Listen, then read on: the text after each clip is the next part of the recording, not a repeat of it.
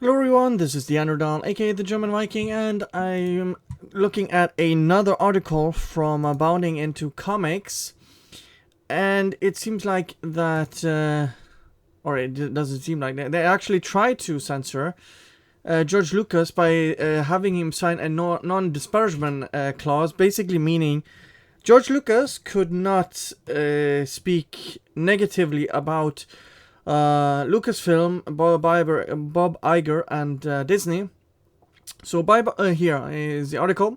Bob Iger tried to get George Lucas to sign a non-disparagement clause.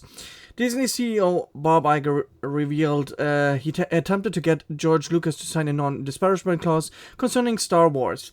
In an excerpt from Iger's new book, The Ride of a Lifetime, Lessons Learned from 15 Years as a CEO of Walt Disney Company, courtesy of Reddit user Ego Shop, Iger details how he tried to get Lucas to sign the clause. Iger begins by discussing how they convinced Lucas to attend the premiere of the movie despite him not wanting to.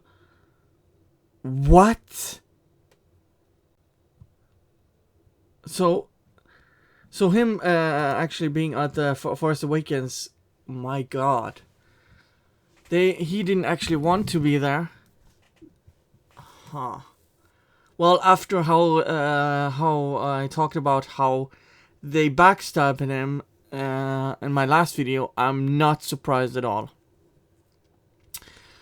Even though he had issues with the film, I thought it was important for George to be at the Force Awakens premiere. He didn't want to come at first, but Kathy, with the help of George's now wife, Melody Hobson, convinced him it was the right thing to do.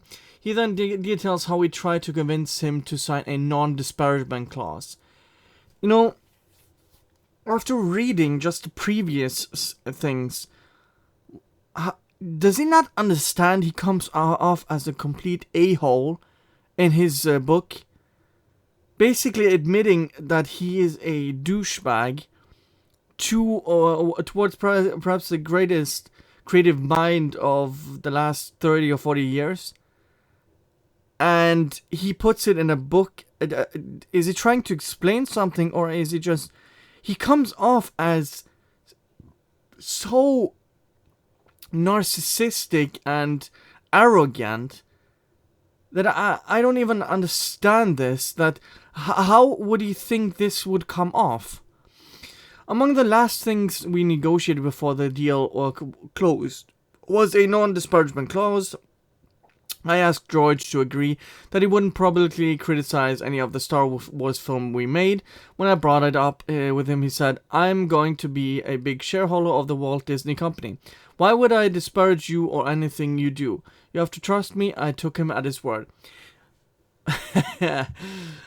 Well, isn't that fun when people trust you and you get stabbed in the back and you're surprised when he speaks out? Obviously, Lucas did not sign the agreement. He referred to Disney as white slavers in an interview with Variety back in 2015, saying, "I sold them to the white slavers that takes these things," and as reported by Disney, Disney Star Wars is dumb. Tom Burge, I'm not sure how you pronounce that, detailed George Lucas's distaste for the Disney sequels in an episode of Toy Run Star Wars action figure cast. At around 125 mark of the podcast, Berg discusses a visit to Lucas's Skywalker Ranch, where he states, "I can tell you with 100% accuracy because this came out of George Lucas's mouth. George was not a fan of what they did with the sequel." He adds, George, as it turns out, he wasn't too keen what they did with the sequel to up to this point. Berg continues. He said he didn't like what they did to the characters. That came straight from George Lucas's mouth. Lucas would also backhandedly describe The Force Awakens, saying, "I think the fans are going to love it. It's very much the kind of movie they've been looking for." Yeah, that's basically the entire article. And combining this with the new direction of the agenda coming from Disney, where they want more diversity. They want more women to helm. Yet now they've announced Kevin Feige producing a movie, and this is from. I'm gonna link both of the articles in the comment section below, or in the description. Sorry. And here's a quote from Bob Iger. We're trying really hard to find a solution to the challenges and the problems that our employees are facing today. We're going to come up with dozens of more solutions that we're going to try and help improve the lives. And if they don't work, we're going to find dozens more. We have to be better. That's such a non-statement. But he's basically in this article claiming that he's also declared that all of the Disney movies going forward we're going to have like what 40% female directors. This is what this nepotism and ideology does. It's killing creativity by having quotas and basically putting everything in boxes. You have to be a woman, you have to be of a certain race, you have to have some sort of ideological belief to be able to be part of us. I just can't anymore with this company. It's such cancer.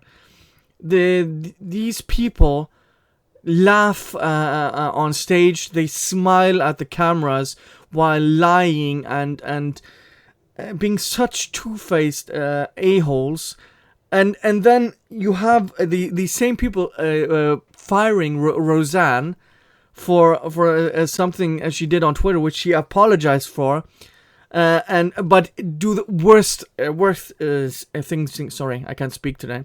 Worst things themselves, by backstabbing people, trying to force people out of the industry, lying to them, and they had no issues with a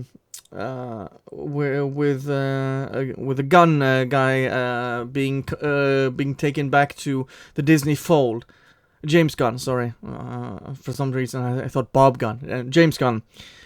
And they had no issue taking him back to the fold and letting him direct more Marvel movies. But Roseanne, no, she's haram because she doesn't have the right opinions, even though they're basically leaving money on the table where the first season of Roseanne was basically doing really well.